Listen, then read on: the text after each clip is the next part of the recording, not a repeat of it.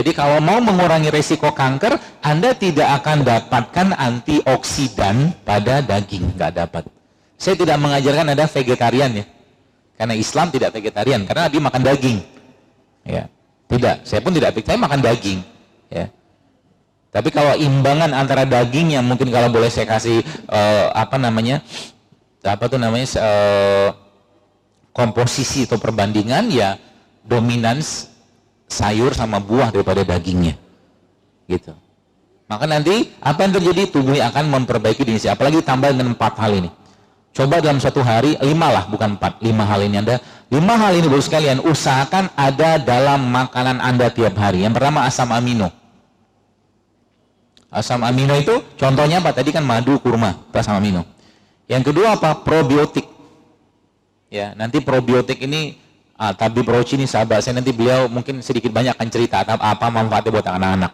Ya, beliau ini masya Allah ya, Allah juga kasih ilmu untuk beliau ya, dan beberapa kali juga teman-teman yang di Bogor kadang-kadang kalau butuh konsultasi atau butuh intensif perawatan saya arahkan ke beliau.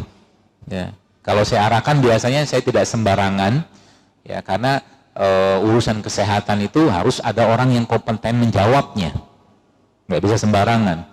Ya, makanya kemarin saya ada sempat posting ada satu akun ya di Facebook itu yang ada chat konsultasi ini siapa? Ini saya nggak tahu siapa. Bahkan tadi saya lihat lagi, saya tidak ada membuat satupun aplikasi di Play Store. Nggak ada. Sekarang sudah ada masalahnya aplikasinya. JSR apalah gitu kan, macam-macam. Laku banget di luar akbar sekarang. Lagi laku. Ya mudah-mudahan jadi kebaikan. Ya, tapi semua itu ada adabnya juga kan. Kalau bahasa Jawa tuh unggah ungguhnya gitu kan, nyun sewunya gitu loh. Probiotik. Pertama tadi apa? Asam amino. Asam amino dapat dari mana? Nanti tinggal browsing. Banyak sumber asam amino sekitar kita.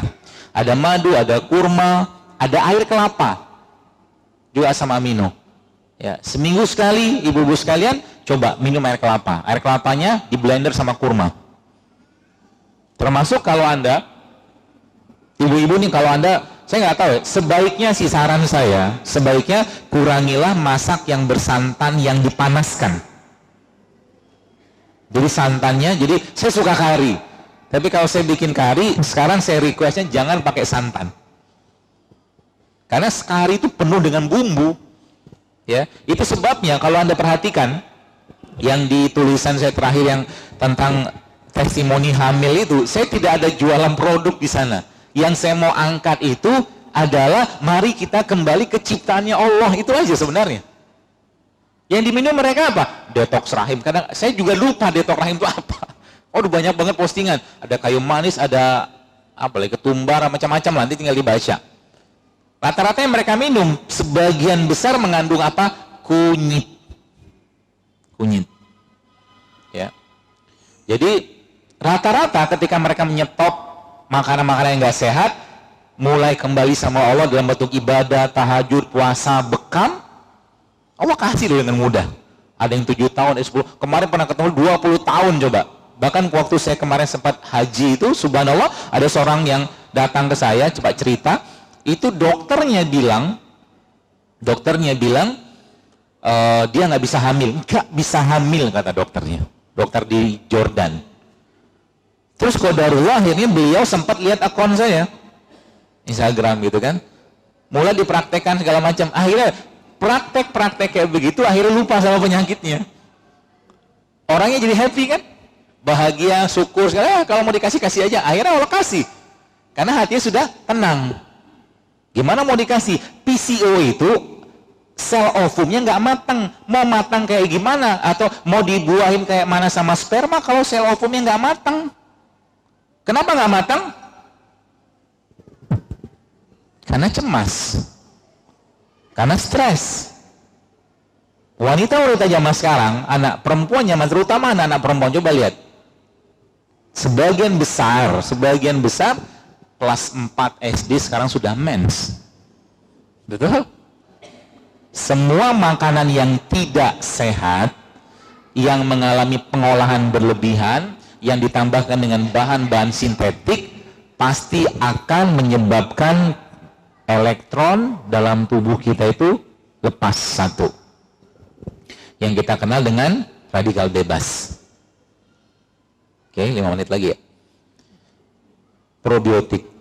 Yang pertama tidak asam amino, yang kedua probiotik. Yang ketiga apa? Prebiotik. Prebiotik itu apa? Kalau probiotik, biotik yang baik, bakteri yang baik. Oke? Contohnya tadi kayak tempe, kimchi, asinan, kan probiotik tuh. Atau miso mungkin kalau orang Korea atau Jepang. Prebiotik contohnya apa ya? Sayuran, buah-buahan. Jadi kalau teman-teman Anda bikin tempe tadi itu, maka coba bikin juga sayur. Supaya bakterinya yang ada pada probiotik tadi bisa tumbuh. Ceritanya begitu. Jadi bakterinya tadi bisa berkembang biak lagi dengan makanan. Makanan dia siapa? Prebiotik. Termasuk madu itu juga prebiotik. Itu yang ketiga. Yang keempat apa? Yang keempat rempah. Rempah itu contohnya apa? Banyak lah, ibu-ibu udah paham banget lah. Itu rimpang. Kalau rempah itu ya kayak cengkeh, kayu manis, ketumbar, kapulaga, jinten, bunga lawang, itu rempah. Yang negeri ini lupa bahwa kita itu negeri rempah. Yang kita lupa 350 tahun kita dijajah, yang diambil itu. Sehingga zaman sekarang manusia yang hidup di bumi Indonesia ini lupa dengan rempahnya. Yang dimakan hanya sebagian besar rasa, dan rasa. Maka kalau boleh saya minta kepada ibu-ibu, di rumah Anda, tanda kutip ya, haram ada penyedap rasa. Tanda kutip. Rasa tuh kita bisa buat bawang merah, bawang putih, kurma, garam, lada hitam, bisa bikin rasa kok. Nggak perlu penyedap rasa. Ya, monosodium glutamat itu nggak perlu. Itu prebiotik ya. Jadi kalau sekarang pola-pola kayak ini Anda mulai praktekkan, ditambah dengan tadi, terakhir tadi kita bahas, ditambah tadi dengan apa tadi? Dengan polanya, kalau bahasa saya itu aplikasi tanda kutip Islamnya, ya itu dengan apa? Sholat malam, sholat duha, sholat tahajud tadi, atau mungkin puasa, besar kemungkinan kita akan sehat. Besar kemungkinan. Nanti mensnya lama-lama akan diperbaiki. Coba lihat, saya kemarin tuh saya sempat takjub baca komen-komen di akun saya itu. Subhanallah, ada yang cerita kalau menstruasi itu datang kayak orang dia menjerit-jerit saking sakitnya luar biasa. Ternyata ketika tepungnya dikurangi, dia makan kunyit, dia minum serai, dia minum jeruk nipis, selesai. Sesimpel itu coba. Karena nggak mungkin Allah tinggalkan kita ya untuk menyembahnya di muka bumi ini kalau Allah tidak menyiapkan sarana prasarananya gitu loh. Jadi Indonesia ini kalau boleh saya katakan ya kita harus jujur akui kita manusia yang kurang bersyukur dengan rempah dan rimpang yang Allah ciptakan untuk negeri ini. Saya bisa bayangkan kalau seandainya rakyat Indonesia tiap hari makan rempah, tiap hari makan rimpang, nggak banyak makan yang nggak sehatnya, Indonesia harusnya jadi negara yang bebas kanker harusnya. Karena semua jenis rimpang-rimpangan itu anti kanker semua sebagian besar. Bagi tambah dengan rempah. Kita cerita diabetes, kurang kuat apa kayu manis untuk menurunkan gula darah? Kayu manis itu kuat sekali menurunkan gula. Makanya bagi Anda yang infus water pakai kayu manis, hati-hati. Ada potensi untuk hipoglikemik. Hipoglikemik itu gulanya turun. Kalau hipoglikemik maka keliengan. Buah-buahan, kalau Anda ngimpus buah-buahan, hati-hati karena buah-buahan itu cenderungnya dingin. Nanti kalau cenderungnya dingin, kebanyakan dingin, nggak dapat panasnya, maka tubuh akan dingin, akhirnya apa? Tensinya turun. Tensi turun, keliengan juga. Maka sering saya sampaikan, lebih baik diselang-seling.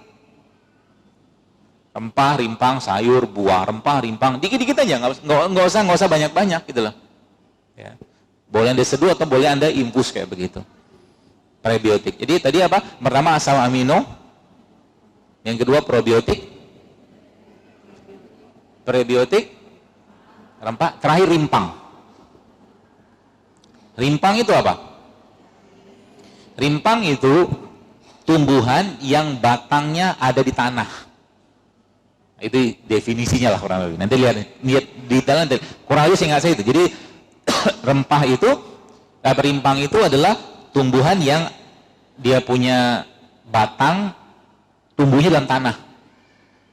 Yang ada di atas sampai daunnya kan? Kalau kita lihat kayak kunyit gitu kan?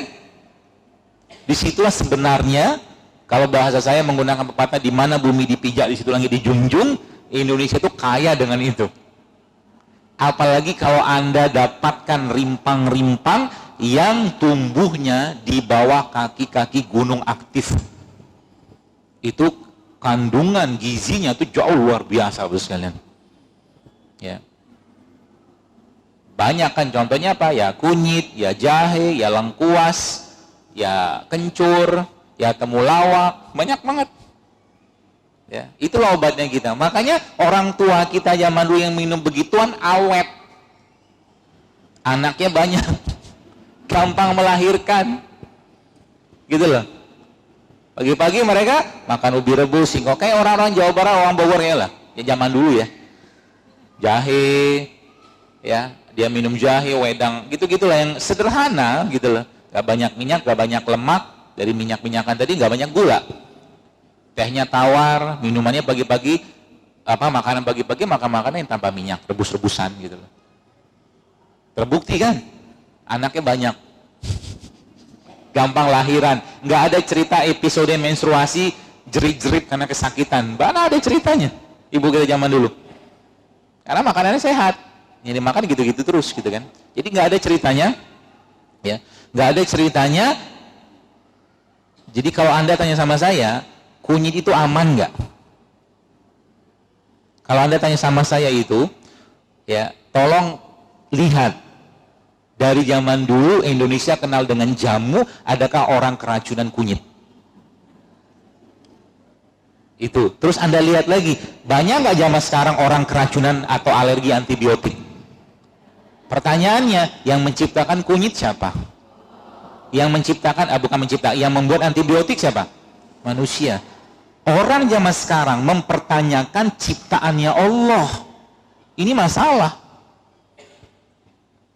Tapi dia gak tanya betapa banyak kasus-kasus sekarang. Anda bisa dapatkan datanya kok, autoimun dipicu oleh obat-obatan. Saya bukan anti obat. Pakailah kalau memang mendesak dan perlu. Tapi kalau tidak, kembalilah apa-apa yang lo ciptakan gitu loh. Karena kita makhluk ciptaannya Allah. Kita bukan makhluk bikinan pabrik. Kalau Anda lagi batuk pilek, gak perlu dekongestan, gak perlu pseudoephedrine, jahe, kunyit, katakanlah mungkin bunga lawang, itu banyak sekali Bapak Ibu sekalian manfaatnya. Cengkeh, ya, banyak sekali. Bahkan saya pernah bikin lagi flu gitu kan, ambil teh tubruk biasa gitu. Kalau pengen minum teh, masukin kapulaga, masukin bunga lawang, masukin cengkeh, masukin serai, minum, dekongestan juga. Gitu loh.